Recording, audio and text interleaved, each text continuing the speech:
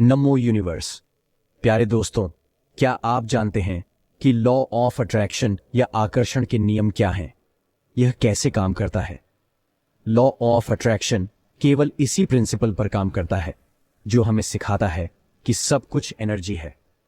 इस दुनिया में हम जो कुछ देखते हैं वह सब केवल एक एनर्जी से ही निर्मित हुआ है। इसीलिए जिस तरह की भी एनर्जी आपके भीतर से बाहर जाती है, उसी तरह की एनर्जी बदले में आपके पास भी लौटती है।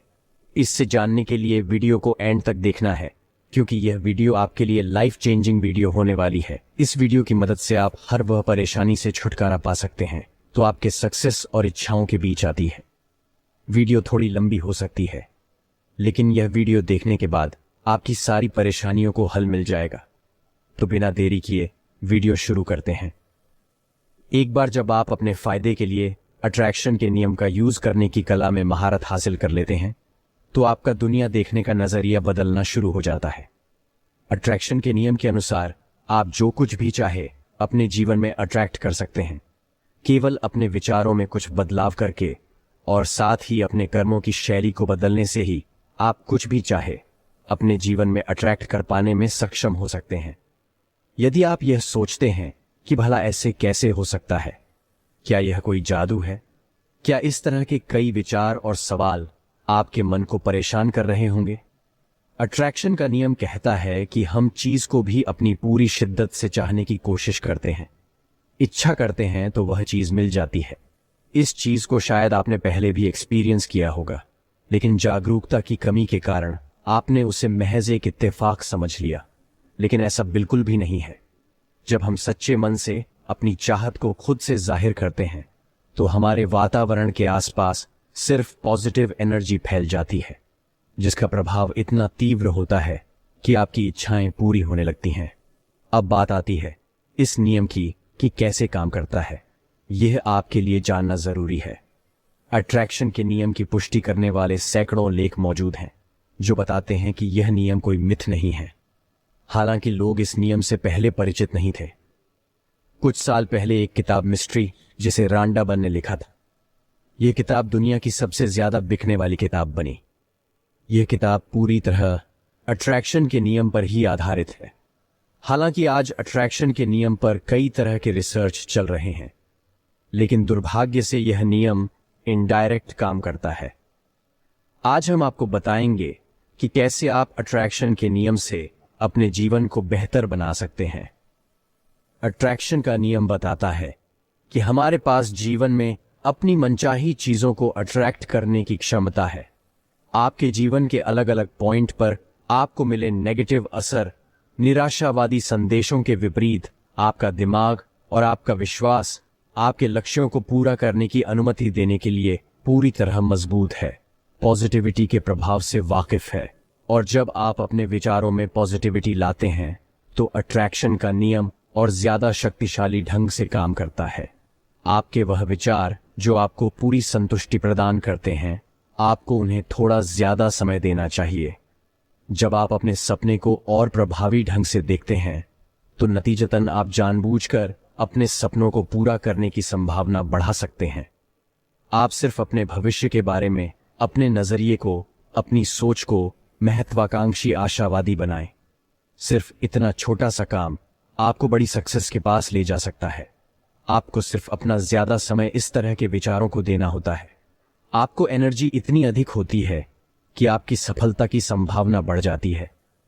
कई बार लोग सोचना शुरू कर देते हैं कि उन्हें उसके उपयुक्त परिणाम नहीं मिलते। ऐसा होने के पीछे कई कारण हो सकते हैं। अट्रैक्शन के नियम की एक्सपर्ट बताते हैं कि आपके विचारों में आपका विश्वास सम्मिलित होना चाहिए। हमेशा अपने आप को सफलता के करीब देखें। आपके लक्ष्यों को प्राप्त करने के लिए आपको कई बार ऐसी भावनाओं का एहसास होता है कि आप तो उन्हें आसानी से हासिल कर सकते हैं और आपको अपनी सफलता बेहद नजदीक नजर आती है। लेकिन दुर्भाग्य से आपकी यह मानसिकता कुछ पलों की मेहमान होती है। इसके बाद आप खुद को फ्रस्ट्रेटेड महसूस करने लगते हैं, आपको डाउट होने लगता है और धीरे धीरे यही डाउट आपको असफलता में परिवर्तित हो जाता है। आपको अपने लक्ष्यों को निर्धारित करते समय यह ध्यान रखना चाहिए कि क्या वाकई आप इसे चाहते हैं, और यदि आपकी चाहत एस है तो अट्रैक्शन का यह नियम काम करेगा और आपको उसके नजदीक ले जाता है। ऐसे में आपको खुद को हर समय सफलता के नजदीक ही देखना है, कभी यह नहीं सोचना कि यह नहीं हो पाएगा। आपकी मानसिकता का सीधा प्रभाव वातावरण में मौजूद एनर्जी पर पड़ता है। इसीलिए ध्यान रखें कि गलती से भी अपने लक्ष्य के बारे में नेगेटिव विचार पैदा नहीं होने दें, और यदि हो भी रहे हैं तो उन पर काबू पाएं। हमारी सोच, हमारे ख्याल और हमारे मन में आने वाला एक एक विचार, इन सभी के ऊपर हमारा नियंत्रण होता है। लेकिन नियंत्रण तभी होता है जब आपने इसके लिए काफी अच्छी प्रैक्टिस की हो। अन्यथा तो आप चाहते हैं और सोचते कुछ और जा रहे हैं। इस तरह की मनस्त बन जाती है। कोई भी व्यक्ति पैदा होते ही अपने मन पर महारत हासिल नहीं कर पाता। यह सब कुछ उसके अपने प्रयासों की देन है। आप भी जब लगातार प्रयास करते हैं तो आप अपने मन को अपने अनुसार बदल सकते हैं। जैसे कि एक पल में आपको कोई वस्तु पसंद आई और आप उसे चाहते हैं, और आपका पूरा निर्णय है कि आप उसे प्राप्त करेंगे। लेकिन अगले ही पल किसी अन्य व्यक्ति को वह वस्तु पसंद आ जाती है। ऐसे में आप क्या करेंगे? वह व्यक्ति जिसने अपने मन पर जीत हासिल की है, वह इस वस्तु को बड़ी आसानी से सामने वाले को दे देगा और उसको इससे रत्ती भर भी फर्क नहीं पड़ेगा। वहीं दूसरी तरफ एक ऐसा व्यक्ति जो अपने मन का गुलाम है, उसकी मनोदशा इस समय सबसे बदतर हालत में होगी। वह इसके लिए दुखी होगा, अपने ईश्वर को गलत समझे, यहां तक कि उसके चारों तरफ इतनी अधिक नेगेटिव एनर्जी उत्पन्न होगी कि उसके आने वाले काम भी बिगड़ने चले जाएंगे। और शाम को बिस्तर पर सोने से पहले वह दुखी होकर विचार करेगा कि आज का दिन ही बेकार था या मेरी किस्मत ही बेकार है। अब आप चुनिए, आप क्या चाहते हैं? अट्रैक्शन के नियम के हर पहलू को समझें। खुद को नेगेटिव विचारों से कोसों दूर रखें। बेशक आपको पता है कि यह आपके मुताबिक नहीं हो रहा, फिर भी अपने आप स्थिर रखें और अपनी पिठ सोच को लगातार जारी रखने का प्रयास करें। अपने ध्यान का केंद्र बदले, परिस्थितियां अपने आप बदलेंगे। जब आप ठीक महसूस नहीं कर रहे होते हैं, उस समय आपके मन में निश्चित ही नेगेटिव एनर्जी का भरपूर प्रभाव होता है। असल में जो स्थिति है वह उतनी बदतर होती नहीं है जितनी कि वह आपको लगती है या महसूस होती है। ऐसे में आपके ध्यान का केंद्र ही यह तय करता है कि आप किस तरह की एनर्जी का उपयोग कर रहे हैं, और उसी के अनुसार आपका मन काम करने लगता। वही यदि ध्यान का केंद्र कुछ पॉजिटिव विचारों के साथ है तो यह आपके मन में नई एनर्जी और स्फूर्ति का संचार करता है। जब आपका ध्यान का केंद्र यानी कि वह विषय जिसके बारे में आप विचार कर रहे हैं, उसे विषय को किस नजरिए से सोच रहे हैं, आपका नजरिया उस विषय के प्रति पॉजिटिव है या नेगेटिव। यदि आपका नजरिया नेगेटिव है तो आपको नुकसान उठाना ही पड़ेगा, और पॉजिटिव है तो आपकी सफलता की संभावना बढ़नी है। इसीलिए यह जरूरी है कि आप अपने ध्यान के केंद्र को पॉजिटिव रखें, और यदि यह नेगेटिव है तो इसे पॉजिटिव में बदले। अट्रैक्शन का नियम सफलता के बड़े में आपके विश्वास को पूरी तरह बदल देगा। कृपया इस वीडियो को लाइक करें और चैनल को सब्सक्राइब करें। कई लोग ऐसा मानते हुए बड़े होते हैं कि सिर्फ असाधारण रूप से बुद्धिमान, अमीर, सुंदर या ऐसे लोग जिन्हें कुछ स्पष्ट रूप से विशेष अधिकार प्राप्त है, सिर्फ यही लोग सफलता प्राप्त कर सकते हैं।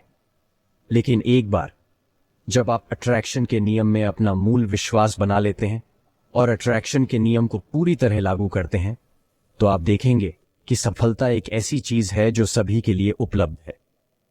कुछ विचार जो सिर्फ नुकसान ही देती हैं। बहुत बार आप खुद को ही गिरा हुआ महसूस करते हैं। आप खुद के प्रति इतने ज्यादा आलोचनात्मक हो जाते हैं कि इससे आपके निजी जीवन पर प्रभाव पड़ने लगता है। गलतियां, भूल सबसे होती हैं, लेकिन उन्हें भुलाकर हमें आगे ऐसी गलती ना दोहराने की सीख लेनी चाहिए। लेकिन ऐसा करने की जगह आप उसे गलती को अपने मन में इस तरह बैठा लेते हैं कि उसके ख्याल समय समय पर आपको तंग करते रहते हैं। कई बार आपके मन में ऐसे पुराने विचार आते हैं जो आपको पूरी तरह नेगेटिविटी से भर देते हैं। ऐसे समय में आपको कुछ भी अच्छा नहीं लगता और आप अपने लक्ष्य के प्रति गैर जिम्मेदार होने लगता है। धीरे धीरे आप पूरी तरह नेगेटिविटी के चंगुल में फंस जाते हैं। हर दिन जाने कितना ही समय हम फिजूल में बर्बाद कर देते हैं। यदि आपके पास हर दिन सिर्फ 15 मिनट भी हैं, तो इस समय का सदुपयोग आप ध्यान की स्थिति में प्रवेश करने से कर सकते हैं। सिर्फ 15 मिनट का समय निकालकर विशेष रूप से उन विचारों पर ध्यान केंद्रित कर सकते हैं जो यह दर्शाते हैं कि जब आप अपने लक्ष्य को पूरा करेंगे तो यह कैसा दिखेगा। इसे ही विजुअलाइजेशन प्रोसेस कहा जाता है और अट्रैक्शन के नियम का पहले क्रम यही है।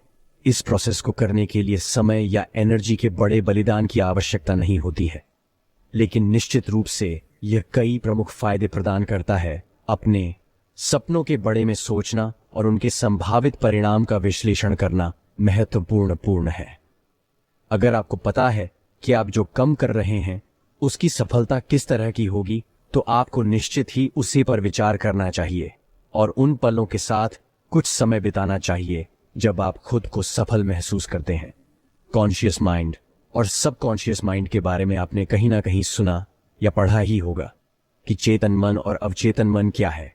और अगर आप कोई भी बात अवचेतन मन में पहुंचा देते हैं तो वह बहुत आसानी से पूरा हो जाता है। यह सच भी है क्योंकि अवचेतन मन बहुत शक्तिशाली है। तो क्या आपकी बात अवचेतन मन तक पहुंच पाता है? जी नहीं, बहुत से लोगों की बात अवचेतन मन तक नहीं पहुंच पाती है। तो यह अवचेतन मन असल में क्या है? अगर हम यह जान जाएंगे तो शायद अवचेतन मन तक बात पहुंचाना आसान हो जाएगा। दिमाग हमारी बॉडी का सबसे शक्तिशाली हिस्सा है। हमारे दिमाग की शक्ति हमारे शरीर की शक्ति से कहीं ज्यादा होती है। जिस व्यक्ति ने अवचेतन मन की शक्ति को परख लिया और इसका सही इस्तेमाल करना सीख लिया, तो वह अपने जीवन के हर लक्ष्य को हासिल कर सकता है। आपका चेतन मन और अवचेतन मन कैसे काम करता है, इसके द्वारा मन चाहे परिणाम कैसे हासिल कर सकते हैं, आइए जानते हैं। कॉन्शियस माइंड यानी चेतन मन क्या होता है और कैसे काम करता है। जब हम किसी काम को पहली बार करते हैं तब हमें उस काम को करने की आदत नहीं होती है और उस काम को हम सोच समझकर तथा ध्यान देकर करते हैं। उस काम के बारे में हम जिस माइंड से सोचते हैं वह चेतन मन होता है। चेतन मन एक्टिव माइंड होता है। जब हमें कोई बात बताई जाती है या कही जाती है, उस समय हमारी जो प्रतिक्रिया होती है वह हमारे चेतन मन से यही होता है, क्योंकि हम उस बात को पूरा ध्यान से सुन रहे होते हैं। जब हम किसी भी चीज को पाने की इच्छा करते हैं तो वह हमारे चेतन मन से होता है। जब हम किसी भी चीज पर तर्क करते हैं तो यह चेतन मन से होता है। चेतन मन हमारे पूरे माइंड में 10 पर होता है। जब हम कोई भी काम एकाग्र होकर करते हैं तब कॉन्शियस माइंड के द्वारा ही कर रहे होते हैं। अब बात करते हैं सबकॉन्शियस माइंड यानी अवचेतन मन क्या है। जब हम कोई काम करते हैं जिसके लिए हमें सोचने की जरूरत नहीं पड़ती, जिसमें हमारी आदत पड़ गई होती है, हमारा सब काम अपने आप होता है, तो यह हमारे अवचेतन मन से होता है। अवचेतन मन जब किसी चीज को मान लेता है, यानी अवचेतन मन ने मान लिया कि आपने कार चलाना सीख लिया है तो आप बिना डरे गाड़ी चलाते हैं। अवचेतन मन हमारे दिमाग का 90 पर उपयोग करता है जो हमारे भविष्य को तय करता है, वही अवचेतन मन होता है। जब हम कोई गाड़ी चलाना सीख जाते हैं तो हमें सोचना नहीं पड़ता कि कब ब्रेक लगानी है और कब गियर बदलना है। जब हम किसी भी चीज को बहुत दिनों तक याद करते हैं तो यह हमारे अवचेतन मन में याद होता है। चेतन मन और अवचेतन मन दोनों मिलकर हमारी जिंदगी को चलाते हैं। हम अपनी जिंदगी में जो कुछ भी कर रहे हैं ये सब चेतन और अचेतन मन ही कंट्रोल करता है। कुल मिलाकर हम यह कह सकते हैं कि हमारा दिमाग हमारी जिंदगी को चला रहा है। चेतन मन तो ठीक है, लेकिन ये जो अवचेतन मन है ये कुछ ज्यादा ही खास है। हमारे जिंदगी के 90 पर फैसले हम नहीं लेते, बल्कि यह हमारा अवचेतन मन लेता है। हमारे दिमाग की असल शक्ति हमारे अवचेतन मन में है। जरा सोचिए, 1 मिनट में हमारा दिल लगभग 70 बार धड़कता है। तो कौन है जो इसे कंट्रोल करता है कि हर मिनट में दिल की धड़कन इतनी बार करानी है, और कौन है जो हमारे शरीर के तापमान को बनाए रखता है? इसका जवाब है हमारा अवचेतन मन। यह हमारे दिमाग का पावर हाउस है और यही तय करता है कि हम कौन हैं और हम कैसे करते हैं। हमारी जो आदतें हैं यह भी हमारे अवचेतन मन से संबंधित हैं। जैसे रोज इंटरनेट इस्तेमाल करने की आदत है, तो यह आदत असल में अवचेतन मन में संग्रहित रहती है। हम लोगों को तो यह पता है कि आदत को आसानी से बदला नहीं जा सकता, परंतु यह नहीं पता कि इसका कारण क्या है। इसका कारण यही है कि यह आदत हमारे चेतन मन में नहीं, अवचेतन मन में संग्रहित रहती है, जो हमारे चेतन मन से कहीं ज्यादा शक्तिशाली है। हमारी जिंदगी में कई चीजें ऐसी हैं जो हमें पता होती है कि यह नहीं करनी चाहिए, लेकिन फिर भी हम वही करते हैं क्योंकि हमारा चेतन मन तो जानता है कि इसे नहीं करना चाहिए, लेकिन अवचेतन मन को यह बात नहीं पता। तो आइए जानते हैं अवचेतन मन कैसे काम करता है। हमारा अवचेतन मन वही करता है जिस पर हम अपनी समझ के अनुसार विश्वास करते हैं। यह हमारे चेतन मन की तरह वजह नहीं ढूंढता है या कोई बहस नहीं करता है। नेगेटिव विचार हमारे अवचेतन मन में विपरीत काम करता है। हमारा अवचेतन मन एक भूमि की तरह है जो हर प्रकार के सही या गलत बीज स्वीकार है। यदि आप किसी चीज को जानबूझकर सही समझते हैं, चाहे वह झूठ ही क्यों ना हो, आपका अवचेतन मन इसको सच मानकर इस पर काम करने लगेगा और अच्छा परिणाम भी लाएगा, क्योंकि आपने इसे अपने मन से सत्य समझा था। अब चेतन मन में अगर कोई बात डाल दी जाए तो उसे वास्तविकता में बदलने में कोई नहीं रोक सकता। अगर कोई बात चेतन मन से होकर अवचेतन मन में चली जाए तो चमत्कार होने लगते हैं। जब किसी बात को अवचेतन मन में फीड करने की बात आती है तो यह अवचेतन मन यह नहीं सोचता कि सही है या गलत। इसके अंदर जो भी निर्देश चले गए उसे वास्तविकता में लाना शुरू कर देता है। और सोचिए कि अगर इस अवचेतन मन की शक्ति असीमित है तो यह क्या क्या कर सकता है। अगर आपने अपने अवचेतन मन से संपर्क करने के तरीके को सीख लिया तो आप नहीं जानते कि आप किस ऊंचाई को हासिल कर सकते हो। आप जो चाहे जीवन में वह कर सकते हैं। अवचेतन मन में अपनी बात डालने के अलग अलग तरीके होते हैं। उनमें से सबसे अच्छा तरीका है एफर्मेशन। जब भी कोई बात हमें बोली जाती है तो वह सबसे पहले चेतन मन में जाती है और तब चेतन मन तय करता है कि वह बात हमें अब चेतन मन तक पहुंच चाहिए या नहीं। अगर वह बात चेतन मन को तर्क में सही लगती है तो वह हमारे अवचेतन मन को भेज देता है। जैसे मान लीजिए कि अगर कोई भी पागल इंसान ने आपको बोल दिया कि तू जिंदगी में कुछ कुछ नहीं कर सकता, तो आप उस पर ध्यान नहीं दोगे क्योंकि आपको पता है कि वह पागल है। आपका चेतन मन भी उसे नजरअंदाज कर देगा। लेकिन अगर एक टीचर जिसकी आप बहुत इज्जत करते हैं, उसने आपको गुस्से में आकर बोला कि तू जिंदगी में कुछ नहीं कर सकता, तो आपका चेतन मन उसे बहुत गंभीरता से ले लेगा क्योंकि आपको पता है कि वह टीचर है और उसने बोला है तो उसमें कोई बड़ा कारण होगा। और इसी सोच चलते आपके चेतन मन को लगता है कि यह बात जरूर खास है, इसलिए वह इसे अवचेतन मन में भेज देता है। वह यह नहीं देखता कि यह बात पॉजिटिव है या नेगेटिव, ये बस उसे भेज देता है। इसीलिए जो हमेशा नेगेटिव बातें सुनते हैं और नेगेटिव माहौल में रहते हैं वह लोग आगे नहीं बढ़ पाते। पर देखा जाए तो यह चीज पॉजिटिव बातों पर भी लागू होती है। अगर कोई बड़ा इंसान आपकी तारीफ करे और आपको उत्साहित करे तो आपको बहुत अच्छा लगता है। और ज्यादातर लोग जो पॉजिटिव बातें सुनते हैं और पॉजिटिव किताबें पढ़ते हैं वह जिंदगी में कुछ ना कुछ अच्छा कर ही लेते हैं, क्योंकि उन्हें ज्यादातर पॉजिटिव बातें बोली गई थीं। और ये पॉजिटिव बात जब चेतन मन में जाती है तो वह बात अगर खास होती है तो वह उसे अवचेतन मन में भेज देता है और असल जिंदगी में वही होने लगता है। इससे यह पता चलता है कि जब भी कोई बात हमारे चेतन मन में बार बार हिट करती रहती है तो वह हमारे अवचेतन मन में चली जाती है। इसीलिए यह कहा जाता है कि हमें हमेशा पॉजिटिव सोचना चाहिए और नेगेटिविटी से दूर रहना चाहिए। लेकिन ज्यादातर हम इस तरीके के बारे में नहीं जानते और सोचते हैं कि बार बार बोलने से क्या होगा।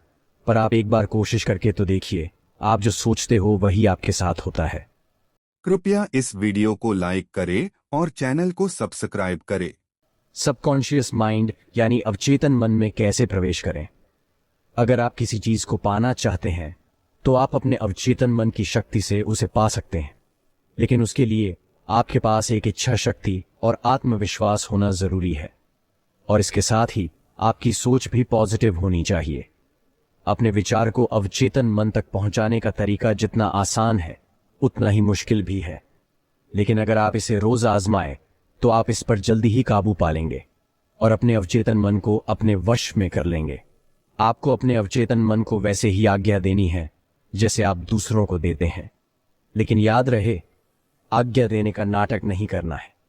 सच में आपको आज्ञा देनी है और ऐसा सोचना है कि यह काम वह पक्का कर लेगा। शुरुआत में आप आसान चीजों से प्रयास करें जिससे आपका आत्मविश्वास बढ़े, जैसे कि सुबह जल्दी उठना, रात को सोने से पहले आप अपनी घड़ी में अलार्म सेट करें और सोते वक्त आपको एक ध्यान होकर अपने अवचेतन मन को आदेश देना है कि सुबह मुझे हर हाल में 5 बजे उठना ही है, ऐसा बोलना है और फिर सो जाइए। अगर आप सुबह अलार्म के बजने से पहले उठ गए तो समझो आपका विचार पूरी तरह से अवचेतन मन तक पहुंच गया है। अगर नहीं हुआ तो फिर से ट्राई करके देखिए। कई बार हमें सुबह जल्दी उठकर कोई गाड़ी या बस पकड़नी होती है तो हम रात को सोने से पहले अलार्म लगा देते हैं, लेकिन हम अलार्म बजने से पहले उठ जाते हैं, जिसकी वजह है अगली रात को हमें सुबह जल्दी उठने की चिंता, जो हमारे अवचेतन मन तक पहुंच जाती है और उसी की वजह से हम जल्दी उठ जाते हैं। यह अवचेतन मन तक बात पहुंचाने का सबसे सामान्य तरीका है, आप रात को सोने से पहले आज्ञा दो और याद रहे शुरुआत में आसान चीजों पर ही प्रयास करें, फिर धीरे धीरे बढ़ाएं और देखें। इससे आप वह सब कुछ पालेंगे जो आप पाना चाहते हैं। अवचेतन मन तक पहुंचने का दूसरा तरीका है मेडिटेशन। अगर आप हर रोज मेडिटेशन करते हो तो आपका सबकॉन्शियस माइंड उतना ही प्रभावशाली होगा। अवचेतन मन तक पहुंचने के लिए ध्यान की भी एक अवस्था होती है। वहां तक पहुंचने के लिए आपको हर रोज ध्यान की प्रैक्टिस करनी पड़ेगी, फिर आप धीरे धीरे अवचेतन मन तक जरूर पहुंच जाओगे। अब आइए ये जानते हैं सबकॉन्शियस माइंड यानी अवचेतन मन की ताकत को कैसे स्वीकारें। अपने अवचेतन मन को ठीक से प्रोग्राम करने के लिए यह सबसे जरूरी है कि आपको अपने अवचेतन मन के अस्तित्व पर पूरा भरोसा होना चाहिए। आपको इसकी ताकत का अंदाजा होना चाहिए। यदि आप इसे केवल प्रयोग के तौर पर देखेंगे और आप मानेंगे कि अवचेतन मन जैसी कोई चीज नहीं होती, ऐसी स्थिति में आपके अवचेतन मन में बदलाव असंभव हो जाता है। इसलिए आपको अवचेतन मन के अस्तित्व पर पूरा भरोसा होना चाहिए और यह स्वीकार करना होगा कि अवचेतन मन जैसी कोई चीज होती है और यह मुझ में जरूर पॉजिटिव बदलाव लाएगी। जब आप इस तरह से सोचने लगते हैं तब आपका अवचेतन मन इसे हकीकत में बदलने लग जाता है। अधिकतर लोगों के लिए उनका अवचेतन मन उनके खिलाफ काम करता है, इसीलिए इसे अच्छे से ट्रेन करने के लिए आपको इसके साथ दोस्ताना व्यवहार करना होगा। जो भी आप अपने जीवन में हासिल करना चाहते हो उससे आप अवचेतन मन के साथ शेयर करना शुरू करो। शुरू में ऐसा करना मुश्किल भरा काम हो सकता है, लेकिन धीरे धीरे यह ठीक से काम करने लगेगा। नेगेटिविटी से हमेशा दूर रहे। जैसा कि पहले हमने बात की थी कि चेतन मन सोचता समझता भी है, उसके बाद निर्णय लेता है, लेकिन अचेतन मन के साथ ऐसा नहीं है। वह पुराने अनुभवों के आधार पर ही निर्णय लेता है। वह स्वचालित रूप से काम करता है। इसलिए अगर आप पॉजिटिव माहौल में रहकर पॉजिटिव बातों को अपने दिमाग में यानी चेतन मन में हिट करेंगे तो कभी ना कभी वह चेतन मन की दीवार को तोड़ के अवचेतन मन में दाखिल हो जाएगी। उसके बाद जैसी परिस्थिति आप चाहते हैं आपकी जिंदगी में वही चीजें होने लगेंगी। मन 2 प्रकार का होता है, पहला चेतन व दूसरा अवचेतन चेतन। मन के द्वारा मनुष्य जागृत अवस्था में सोचता है और बाहरी दुनिया का अनुभव करता है। अवचेतन मन इन्हीं सब बातों को ग्रहण कर सुरक्षित रख लेता है। एक प्रकार से अवचेतन मन को आत्म तत्व के साथ जोड़कर देखा जाता है। एक नियत परिस्थिति में अचानक प्रतिक्रिया इसी अवचेतन मन से आती है। दुनिया के सभी धर्म विश्वास के रूप हैं और विश्वास कई तरीकों से स्पष्ट किए जाते हैं। अपने जीवन और ब्रह्मांड के बारे में जैसा विश्वास होगा मनुष्य को वैसा ही मिलता है। मनुष्य अगर विश्वास कर सके तो उसके लिए हर चीज संभव है। नेपोलियन को विश्वास था कि दुनिया में असंभव शब्द है ही नहीं, और इसी विश्वास के चलते उसने बड़े बड़े युद्ध जीते। जहां पर सकारात्मक विश्वास मनुष्य को फलता दिलाता है, वहीं पर नकारात्मक व निराशाजनक सोच मनुष्य को असफलता, संदेह व आत्मविश्वास में कमी की ओर ले जाती है। आज चारों तरफ आपाधापी स्वार्थपरायणता ने अनेक नौजवानों को नकारात्मक सोच की तरफ अग्रसर कर दिया है। अमेरिका के डॉ जोसेफ मर्फी ने शोध से पता लगाया कि यदि चेतन मन को विश्वास हो जाता है कि वह अब ठीक हो सकता है तो अवचेतन मन उसे पूरा करने के लिए शक्ति पैदा करता है, और अवचेतन मन के आदेश पर मस्तिष्क उसी प्रकार के हार्मोन पैदा करके उस कार्य को पूरा करता है।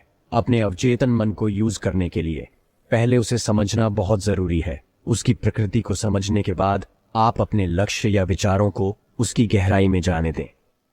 सबकॉन्शियस माइंड रिप्रोग्राम करें। अगर आपको 1% का भी विश्वास है कि अवचेतन मन आपका जीवन बदल सकता है, तो उसे 1% विश्वास को बड़ा कीजिए। मैं दावे से कह सकता हूं कि आपका जो भी लक्ष्य होगा उसे पाने में आप जल्दी ही सफल हो जाएंगे। अवचेतन मन यानी दिमाग का वह भाग जो ज्यादातर सुप्त रहता है। अवचेतन मन किसी भी बात का विरोध नहीं करता, ना ही कोई सवाल करता है। वह बस आपके विचारों को सच करने का काम करता है। अवचेतन मन को समझने के लिए चेतन मन के बारे में जानना जरूरी है। सिंपल लैंग्वेज में कहूं तो मन के 2 हिस्से होते हैं। एक मन है चेतन मन, अर्थात लॉजिकल मन।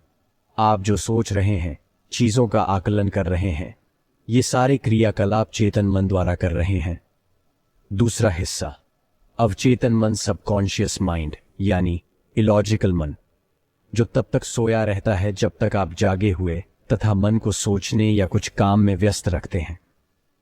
एक आम इंसान का अवचेतन मन यानी सबकॉन्शियस माइंड अक्सर सोते समय ही जागृत होता है।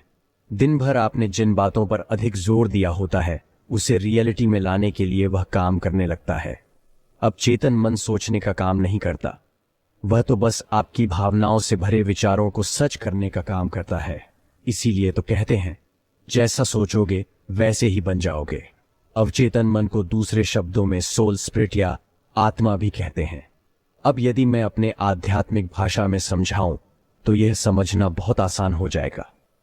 हम जिस ईश्वर के संतान हैं, उसकी सारी शक्तियां हमारे अंदर हैं, बस हम सुप्तावस्था में हैं या फिर अपनी शक्तियों से अजान है। कुछ उदाहरण देना चाहूंगा। हेलन केलर, जो कि अपंग होने के बावजूद झूठ भी एवरेस्ट पर चढ़ गई, कैसे उत्तर है अवचेतन मन को। अपने बस में करके एक बच्चा जो न जाने कैसे एक स्थान पर खड़ी ट्रक के पहिए के नीचे आ गया। उसकी मन ने मदद के लिए बहुत आवाज दी, किंतु आसपास कोई नहीं था। उस मामूली सी महिला ने अकेले ट्रक को उठा लिया तथा अपने बच्चे को बाहर निकाल लिया। कैसे उसे बस इतना पता था कि उसका उसे जीवित चाहिए। मन की ममता जो अपने बच्चे के लिए अवचेतन मन में दबी रहती है, उस वक्त जाग गई। आपके शरीर तथा शरीर के सिस्टम चलाने वाला आपका सबकॉन्शियस माइंड ही है। किसी बीमारी को ठीक करने से लेकर आपके असंभव से लगने वाले सपनों को पूरा करने की पावर आपके सबकॉन्शियस माइंड में है। अपने सबकॉन्शियस माइंड को रिप्रोग्राम करने या अपने हिसाब से प्रयोग करने के लिए सबसे पहले उसे गहन में समझना होगा। आजकल बहुत सारे लोग इसे प्रयोग करने की कोशिश करते हैं, लेकिन असफल हो जाते हैं। कारण यही है कि उन्होंने गहराई से इसे समझा ही नहीं है। ज्यादातर लोग अपने नेगेटिव विचारों से मुक्ति पाना चाहते हैं। आप यदि अपने जीवन में पीछे जाकर देखेंगे तो आपको जिस काम के लिए मना किया जाता है, वही करने की उत्सुकता होती है। ऐसा इसलिए होता है क्योंकि मन का स्वभाव उत्सुकता है, वह चंचल है। उसे नई चीजें करना या सीखना अच्छा लगता है। तो अपने सबकॉन्शियस माइंड को जागने के लिए सबसे पहले अपने सारे विचारों को स्वीकार करना होगा। मन को इस बात का विश्वास दिलाना होगा कि आप विचारों को दबा नहीं रहे, बल्कि स्वीकार कर रहे हैं। फिर उसे यह भी समझाना होगा कि क्यों आप इस विचार को बदलना चाहते हैं। स्वयं के साथ तर्क करके आपको अपने चेतन मन को शांत करना होगा। जब चेतन मन शांत होता है, तभी अवचेतन मन जागता है। यही समय है जब आप अवचेतन मन में नए विचारों के बीज डाल दीजिए। अवचेतन मन को सक्रिय करने के लिए चेतन मन का शांत होना अत्यंत जरूरी है। अवचेतन मन को संदेश कैसे भेजें? अब आप विचार करके देखिए, आपका मन कब शांत होता है?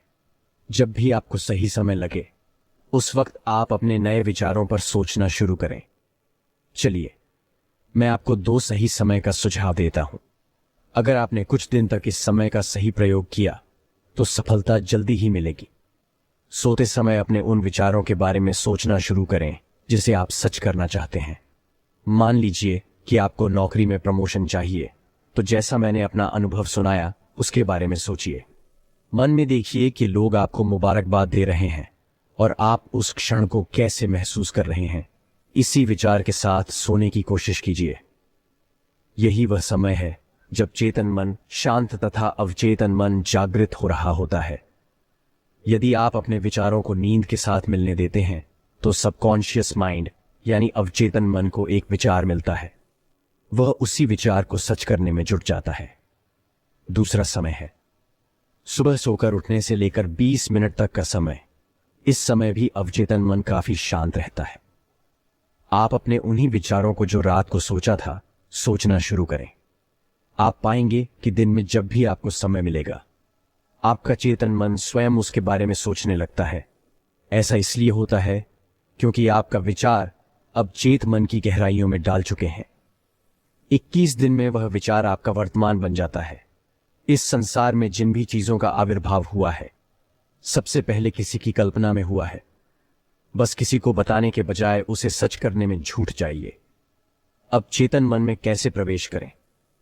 कल्पना में वह शक्ति है जिस पर मनुष्य जल्दी से विश्वास नहीं कर पाता। जब राइट ब्रदर्स में सबसे पहले इंसान को आसमान में उड़ने की बात कही तो लोगों ने उन्हें पागल समझा। लेकिन आज हम हवाई यात्रा करते हैं। 100 साल पहले तक किसी को नहीं पता था कि दूर बैठे हम किसी की आवाज सुन सकते हैं। लेकिन आज हम सिर्फ आवाज ही नहीं बल्कि उसे देख भी सकते हैं। तो बस कल्पना का सही प्रयोग कीजिए। इधर उधर की बेकार की बातों की कल्पना में समय और एनर्जी का प्रयोग ना करें। यह वह अद्भुत शक्ति है जिससे आप अपने जीवन की रूपरेखा बदल सकते हैं। जितनी बारीकी से अपने सपनों की तस्वीर बना सकते हैं बनाइए।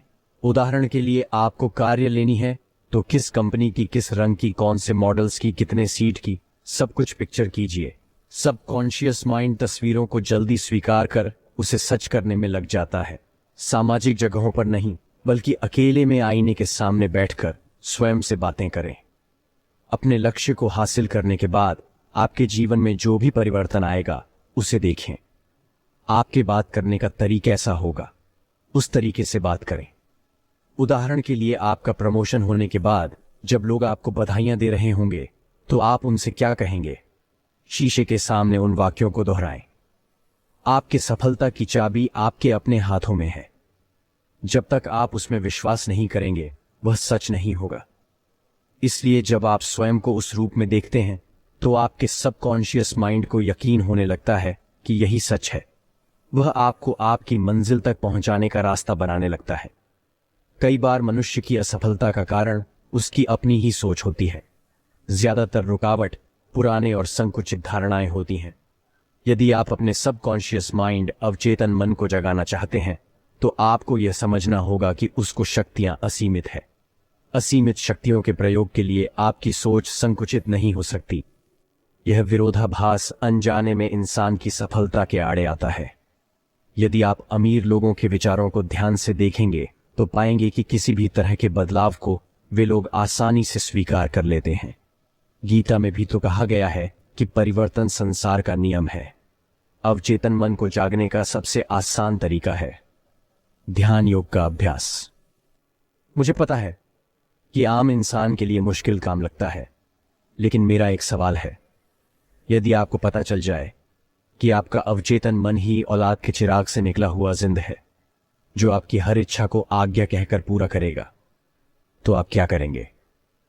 क्या आप इतने बड़े तोहफे के लिए स्वयं के साथ 30 मिनट नहीं बिता सकते? सफल लोगों की कैटेगरी में आना है तो उनकी दिनचर्या गौर से देखें। दौलतमंद लोगों के दिन की शुरुआत ध्यान से ही होती है। क्या आपने गौर किया है कि अक्सर इंसान पास्ट की यादों या फ्यूचर की इमेजिनेशन में जीता है? पास्ट से सीख लेकर आगे बढ़ना ही समझदारी है, क्योंकि सीख के अलावा वहां सब कुछ कचरा होता है।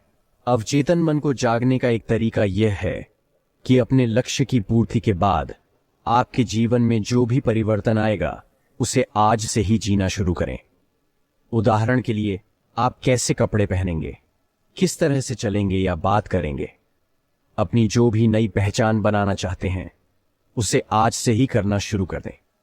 अब अवचेतन मन सिर्फ एक सिद्धांत पर काम करता है, वह यह कि आप जो करना चाह रहे हैं उसके बारे में आप क्या सोचते हैं।